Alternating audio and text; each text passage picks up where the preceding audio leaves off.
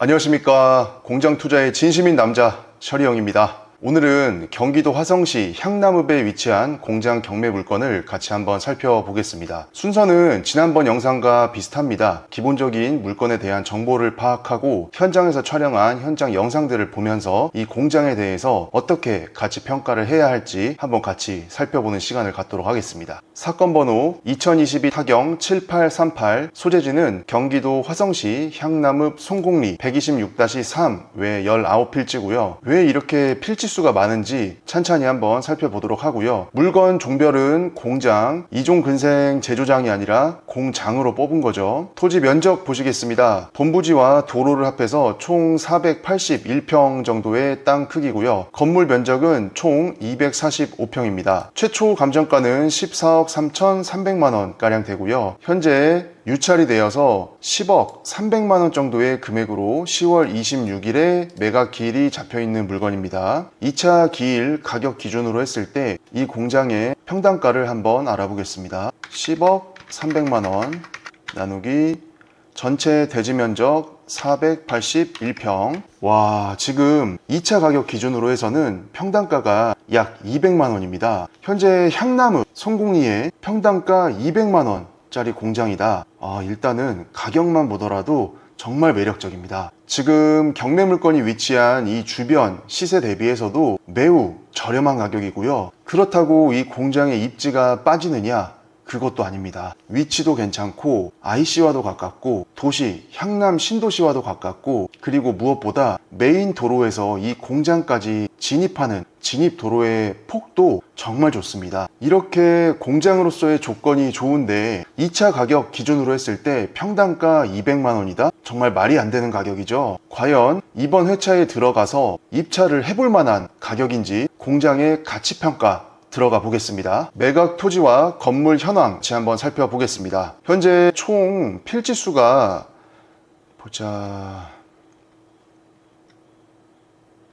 여기 20번까지 있죠. 총 20개의 필지가 경매 물건에 포함되어 있는데요. 거의 대부분은 다 도로 지분입니다. 그래서 총 18개의 필지가 도로 지분으로 들어가 있고요. 공장 용지, 즉 본부지는 총 2필지입니다. 그래서 본부지의 합은 총 411평 정도가 되겠고요. 나머지 18필지가 총 도로 지분으로서 약 70평가량 되는 도로 지분을 갖고 있는 물건입니다. 통상 우리가 공장 거래를 할 때 도로 지분율의 적정 퍼센테이지를 약 10%에서 10% 초반 정도로 생각을 하고 거래를 하고 있습니다. 하지만 작년까지 공장의 거래 가격이 급등하고 거래 건수가 많아지면서 도로 지분율이 최대 15% 정도까지는 본부지 가격과 동일한 가격으로 거래되는 건수가 많았고요. 그래서 현재는 분위기상 약 15% 정도의 도로 지분까지는 본부지와 같은 거래 금액으로 계약들을 진행을 하고 있습니다. 그래서 결론적으로 매수자 우위 시장에서는 우리가 조금이라도 저렴하게 이 부분을 이유로 들어서 매입이나 낙찰을 받는 게 좋겠고요. 반대로 장이 받쳐주고 매도자 우위 시장인 상황에서는 자연스럽게 본부지와 도로 지분의 가격을 동일하게 시장에 내놔서 매도를 하는 쪽으로 방향을 잡으면 될 것 같습니다. 건물 같은 경우에는 총 2동이 같이 나와 있습니다. 그래서 여기 보시는 첫 번째 동은 메인 공장동이 되겠고요. 약 80평 정도의 면적을 갖고 있습니다. 그리고 또 다른 건물은 2층 건물인데요. 공장과 사무실이 같이 있는 건물입니다. 그래서 층당 약 30평 정도의 크기를 갖고 있고 1층 30평, 2층 30평 해서 총 2층짜리 60평 건물이 되겠습니다. 사용 승인일은 2014년도입니다. 그래서 약 10년이 조금 안 된 연식을 가지고 있습니다. 제시외 건물 및 기타라고 해가지고 차양, 공장, 숙소, 다용도실, 공장 이렇게 해서 5개 정도가 기록이 되어 있는데 이 부분은 경매 정보지의 사진을 함께 보시면서 살펴보겠습니다. 그리고 기계 기구라고 해서 감정 가액에 6,700만 원으로 같이 나와 있고요. 이렇게 해서 총 합쳐본 감정 가격이 14억 3,300만 원 가량이 나왔습니다. 하단부에 참고사항을 한번 같이 보시겠습니다. 기계 기구 기계기구 목록 중에 일부 매각에서 제외되는 기계기구가 있습니다. 그리고 건축물 대장상 위반 건축물이라고 표기가 되어 있습니다. 공장 같은 경우에는 위반 건축물을 흔하게 볼 수 있는데요. 우리가 보통 경매를 할 때 위반 건축물 딱지가 건축물 대장에 붙어 있게 되면 여러 가지 부수적인 문제점들이 따라오게 됩니다. 예를 들어서 우리가 금융권에 경락 잔금 대출을 실행을 하려고 할 때도 위반 건축물임을 들어서 대출 금액을 크게 해주지 않는다거나 대출의 이자가 위반 건축물이 아닌 물건에 비해서 살짝 높은 경우들이 있습니다. 공장 경매에 있어서도 이러한 위반 건축물 딱지가 붙어 있게 되면 아무래도 금융권에서는 이 물건에 대해서 보수적으로 볼 수밖에 없기 때문에 대출의 가능 금액이라던가 이율 부분을 미리 확인하실 수 있으면 좋습니다. 임차인 현황 살펴보시겠습니다. 현재 아래 2명의 임차인 같은 경우에는 대항력 없음으로 나와 있어서 크게 신경 쓸 거는 없을 것 같고요. 현재 선순위 임차인이라고 해서 김영환으로 나와 있는데 이 분은 사실 현재 공장을 소유하고 있는 법인의 대표입니다. 그래서 공장을 낙찰받게 되면 선순위 임차인으로 기재되어 있는 부분에 대해서는 크게 걱정하시지 않아도 될 것 같습니다. 건물 등기부와 토지 등기부 간략하게 살펴보겠습니다. 2014년 주 서현테크닉스 명의로 소유권을 취득을 했고요. 말소 기준 등기인 2015년 근저당을 기준으로 해서 그 아래의 권리들은 모두 다 소멸,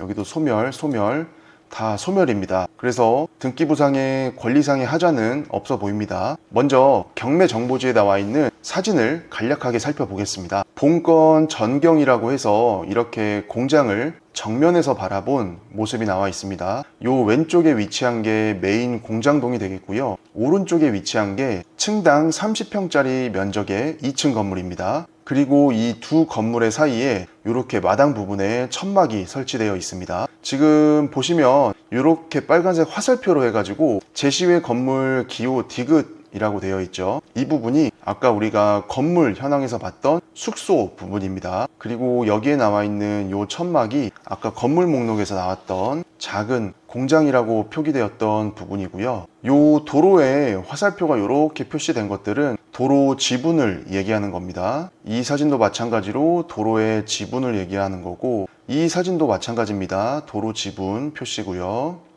이 사진도 도로 지분, 이 사진은 전경, 마당의 천막 모습이고요. 이 공장의 진입로 모습입니다. 여러분들 일단 이 사진을 보셨을 때 느낌이 어떠세요? 도로폭이 가운데에 이렇게 중앙선도 표시가 되어 있고, 이거는 보통 우리가 일반적으로 보는 교외 지역의 2차선이죠. 우리가 공장 임장을 조금이라도 해보신 분은 알겠지만 이렇게 중앙선이 표시되어 있고 도로폭이 2차선이 나오는 공장들이 정말 많이 없습니다.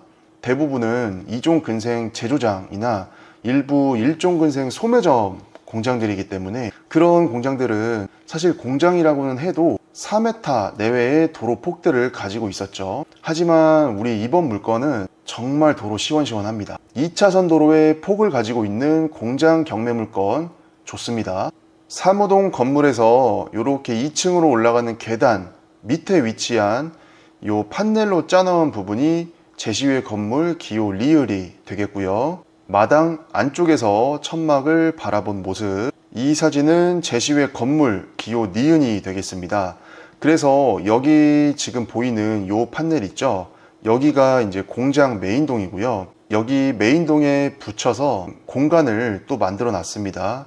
그리고 여기 사진을 자세히 보시면은 여기에 자그마한 호이스트가 달려 있습니다. 그래서 이 공간 내에서도 무거운 짐들을 편하게 이동시킬 수 있게 이렇게 프레임을 짜서 호이스트를 얹어 놓은 모습을 볼 수 있습니다. 하지만 현재는 이 호이스트가 현장에 없습니다. 그래서 현장을 가보신 분들은 알겠지만 이 호이스트를 중고로 아마 내다가 판 것 같아요. 공장 내부의 모습이고요. 여기는 사무동의 2층 사무실 모습입니다. 이 사진은 사무동의 1층 공간이고요. 공장 내부의 사진입니다. 이렇게 위에 보시면은 호이스트를 빨간색 화살표로 표시를 해놨는데 이게 기계기구 2번이죠. 이 호이스트는 우리 매각 물건에 들어가 있는 겁니다. 이 물건을 낙찰을 받게 되면 이 호이스트에 대한 소유권도 가져오게 되는 거고, 호이스트 같은 경우에는 중고로도 판매가 가능합니다. 이 호이스트는 들 수 있는 무게에 따라서 호이스트의 가격이 조금씩 달라집니다. 기계기구 5번이라고 해서 매각 물건에 포함되어 있는 기계고요. 기계기구 1번 수변전 설비, 기계기구 4번, 기계기구 8번의 모습이고요.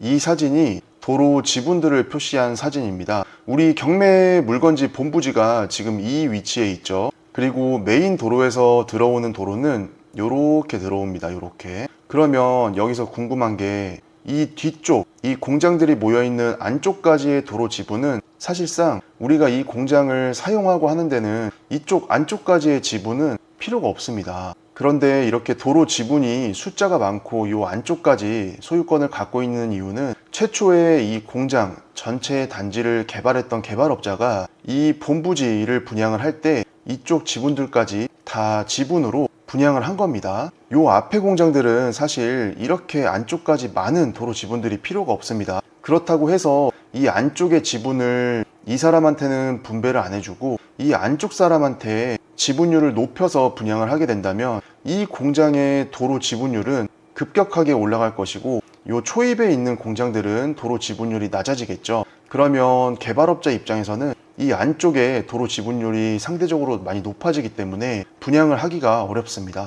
그래서 이 안쪽에 공장의 전체적인 본부지를 보고 이 초입에 있는 공장이나 이 안쪽에 있는 공장이나 대체적으로 균일한 지분율을 가질 수 있도록 지분을 분배를 해준 것이죠. 하지만 여기서 중요한 거는 우리는 도로 지분 안쪽 것까지 같이 나왔다라는 부분에 절대 포커싱을 할 필요가 없습니다. 어차피 이 본부지 대비 도로 지분율은 15%가 조금 안 되는 숫자고 이미 정해진 거예요. 애초에 이 공장이 갖고 있는 도로가 약 15%가 좀 안 된다라고 가정을 하고 이 공장의 가치 판단에 집중을 하셔야 됩니다.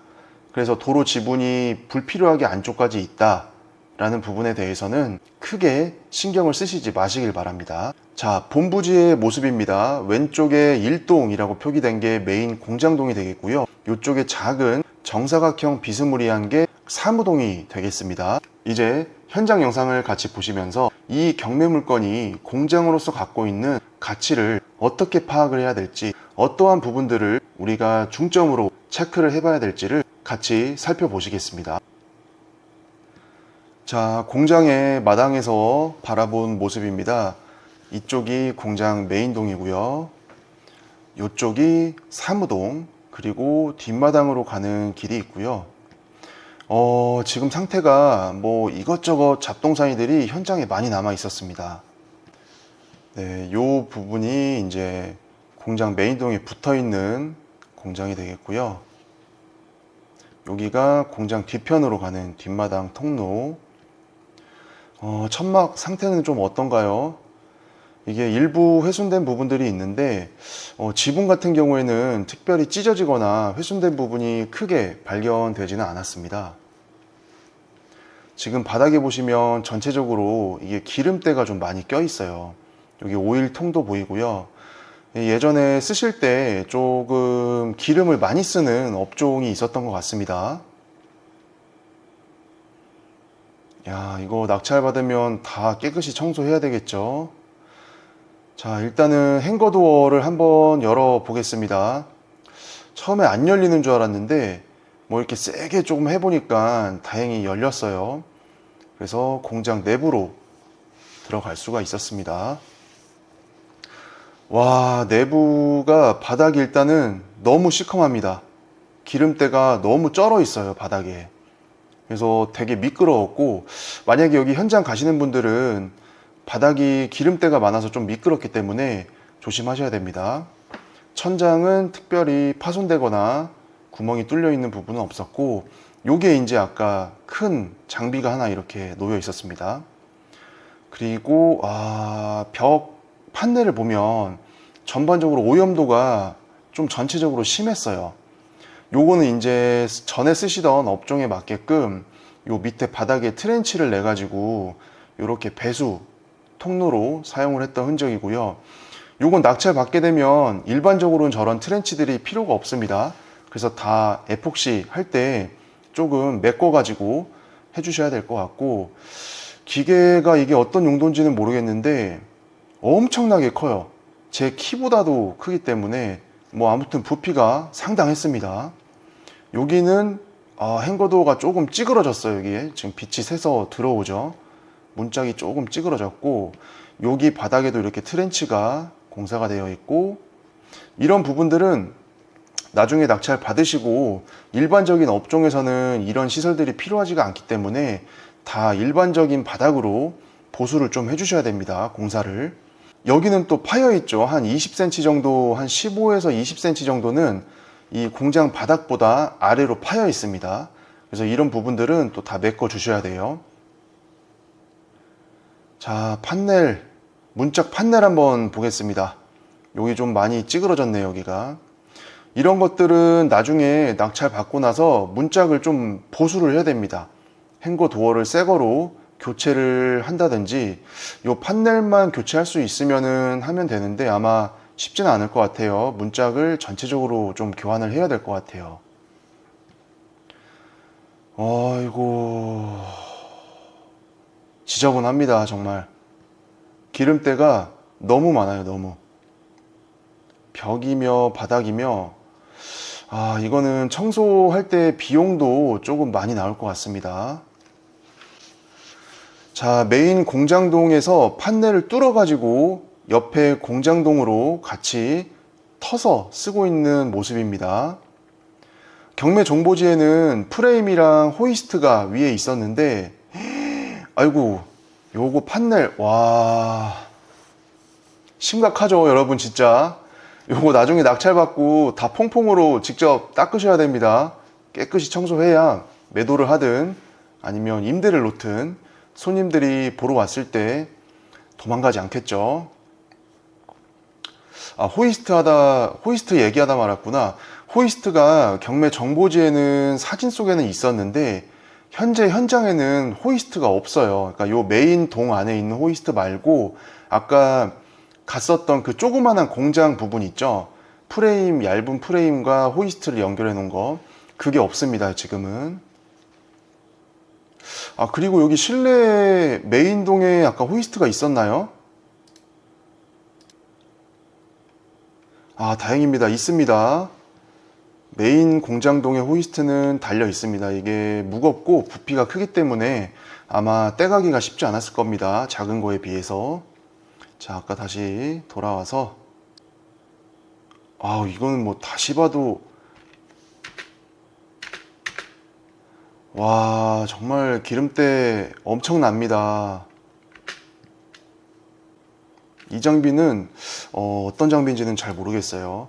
이게 중고 그 장비 매입하시는 업자분을 부르셔가지고 견적을 한번 받아보시면 될 것 같아요. 중고로 매입이 가능한 건지, 아니면은 이거를 고철로 그냥 폐기를 해야 되는지. 여기는 판넬 요 껍데기가 떨어져 나가가지고 안에 스티로폼이 좀 보이고요. 다시 밖으로 나오겠습니다.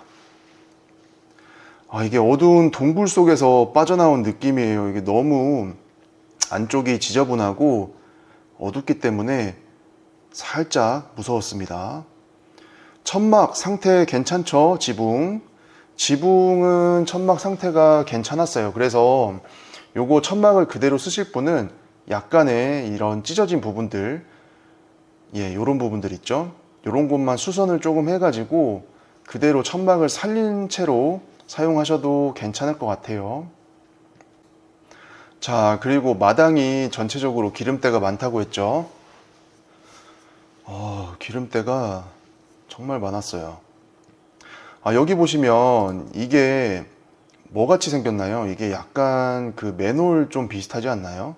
이게 만약에 맨홀이어서 배수구로 쓰이는 부분이다라고 했을 때는 이게 지금 완전히 막혀 있죠. 막혀 있어서 이런 걸 다 청소를 한다고 해도 배수의 기능을 할지 모르겠어요. 그래서 한번 도면을 떼 보신 다음에 여기가 배수로라고 하면은 이 부분을 다 비워 주셔야 돼요. 깨끗하게. 그래야 비가 와도 배수가 잘 되겠죠.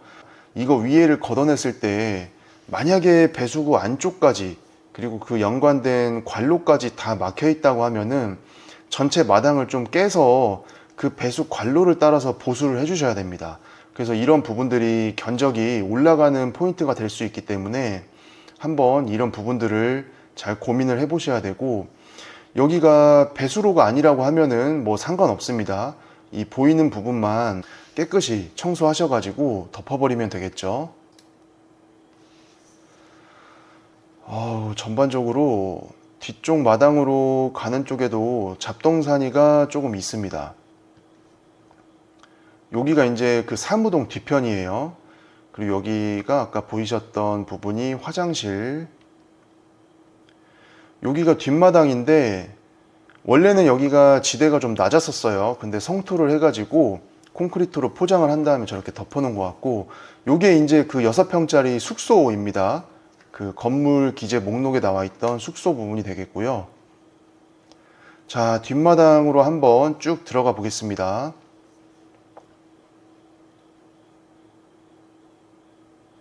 자, 공장 뷰 어떠신가요? 주변에 공장들이 많이 있고, 뭐 뒤쪽에는 막혀 있는 부분이 없기 때문에 약간 뻥뷰예요. 그래서 뻥뷰기 때문에 뭐 답답한 느낌은 없습니다. 근데 여기 지금 뒷마당 부분이 삼각형이기 때문에 이 죽은 공간을 어떻게 활용할지에 대해서는 한번 고민해 보시면 좋을 것 같아요. 자, 여기서 바라본 도로폭 정말 좋죠. 2차선입니다. 2차선. 이런 도로폭을 가진 공장들이 많이 없어요. 서현 테크닉스라고 해서 이제 예전에 쓰시던 분 상호가 걸려 있고, 자, 여기 보이시는 이 판넬, 요게 이제 숙소였죠. 숙소. 예. 다시 앞으로 나가 보겠습니다. 여기 보시면은 요렇게 돌들이 좀 쌓여 있는데, 여기 보이시죠? 이렇게. 요게 이제 처음에 요 지대가 낮았다는 뜻이에요. 그래서 이 부분을 성토를 해서 최대한 높이를 좀 맞춰서 뒷마당 활용도를 좀 높이려고 했던 것 같고, 여기 보이는 이 숲을 담장 너머에 일부 번면이 조금 있습니다. 어이구, 여기는 토목을 엄청나게 해놨네요. 면적이 거의 뭐 산을 다 깎아가지고 단수가 대략적으로 잘 보이지는 않는데 한 4단 정도는 나오는 것 같습니다. 토목 많이 해놨네요, 공사를. 아이고, 이 부분은 좀 보수를 하셔야 됩니다. 왜냐면 여기를 이렇게 놓고 그냥 물건을 내놓게 되면 솔직히 사람이 이제 예비 임차인이나 예비 매수인이 보러 왔을 때 괜히 저런 것 때문에 좀 공장이 안 좋아 보이고 인상을 좀 안 좋게 받을 수가 있습니다. 그래서 일단 사람이나 물건이나 첫인상이 좀 좋아야 되기 때문에 저런 부분들은 깔끔하게 얼마 안 해요. 보수하셔가지고 좀 깔끔한 첫인상을 줄 수 있도록 하면 좋겠죠. 자, 공장동의 전면 행거도어. 자, 아까 이 부분이 안에서 봤을 때 좀 찌그러져 가지고 빛이 많이 새들어오던 부분입니다. 여기 보시는 왼쪽 이 쪽문이 있는 부분이 아까 우리 경매 정보지에서 봤던 건물 목록 중에 작은 평수 그 공장을 말하는 거고요. 전반적으로는 손을 조금 봐서 바꾸면 상당히 첫인상이 좋아질 것 같습니다. 자, 아이고, 여기도 이제 찌그러져 있었고요. 행거도어가. 여기가 이제 사무동 건물의 1층 공간입니다.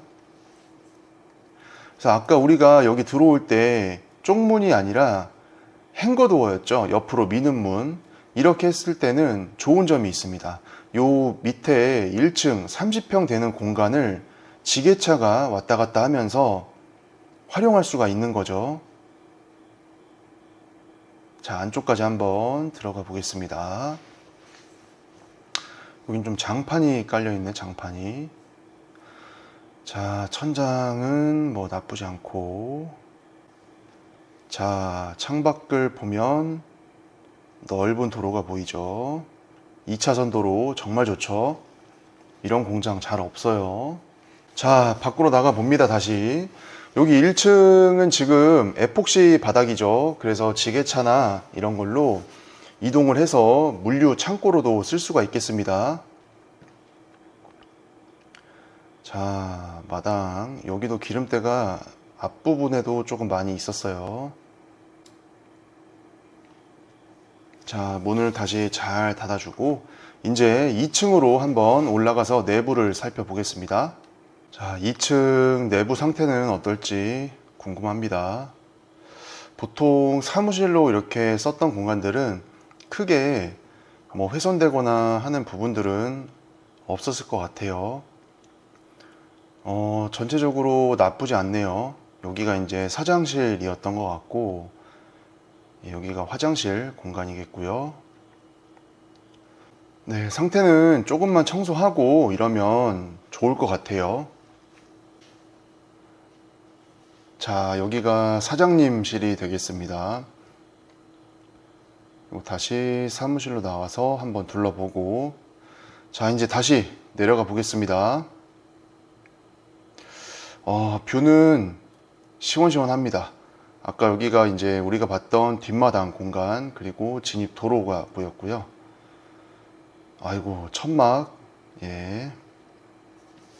자, 다시 내려가겠습니다.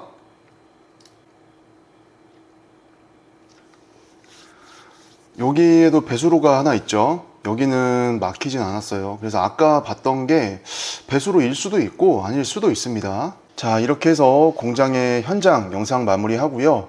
우리가 이 공장의 입지라던가 자세한 다른 정보들, 고려할 점들을 한번 화면을 보면서 살펴보도록 하겠습니다.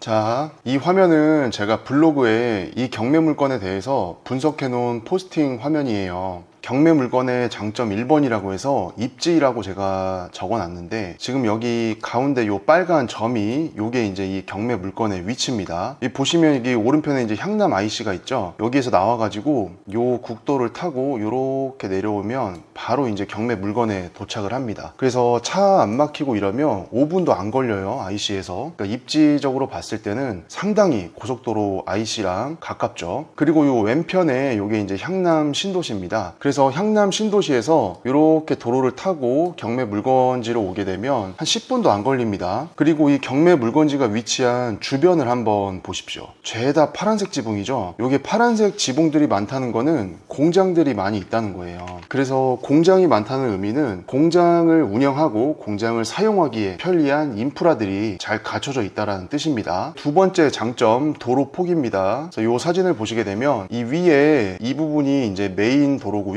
여기에서 2차선 도로 폭을 따라서 이렇게 한 30초도 안 걸리겠죠. 금방 들어오면 바로 경매 물건지가 위치해 있습니다. 여기 도로 폭 보이시죠? 정말 좋습니다. 도로 폭. 이런 도로 폭을 가진 공장들이 정말 전체적인 비율로 봤을 때는 반의 반도 안 돼요. 대부분은 다 4m 정도 되는, 그리고 4m 이하 도로 폭으로 들어가야 되기 때문에 그런 공장 물건들에 비한다면 이 공장의 가치가 정말 좋다라는 거를 알 수 있겠죠. 자, 그리고 장점 세 번째, 공장동과 사무동이 같이 있다. 그래서 우리가 공장만 있는 경우에는 보통 사용하시는 분들이 공장동에서 설비라던가 이제 작업들을 하시고 사무실 공간을 따로 컨테이너나 공장 내부에 판넬로 짜가지고 사용하시는 경우가 있는데, 지금 이 물건 같은 경우에는 공장 메인동이 80평이었죠. 그래서 80평 공간에 사무실을 또 설치를 하게 되면 공간을 많이 잡아먹게 됩니다. 근데 이제 사무동 공간이 따로 있기 때문에 공장동을 온전하게 작업장으로 쓸 수 있는 장점이 있습니다. 경매 물건의 단점이라고 해서 쓸데없는 도로 지분이 많다라고 했는데 중요한 문제는 아닙니다. 아까 말씀드린 것처럼 우리가 포커싱을 해야 될 거는 어차피 도로 지분율이 15% 미만이기 때문에 그냥 도로가 조금 많이 있는 공장이다라고 생각을 하시고 이 공장 본연의 가치에 대한 평가를 잘 고민하셔야 돼요. 그리고 경매 물건의 단점 두 번째, 땅 모양입니다. 여기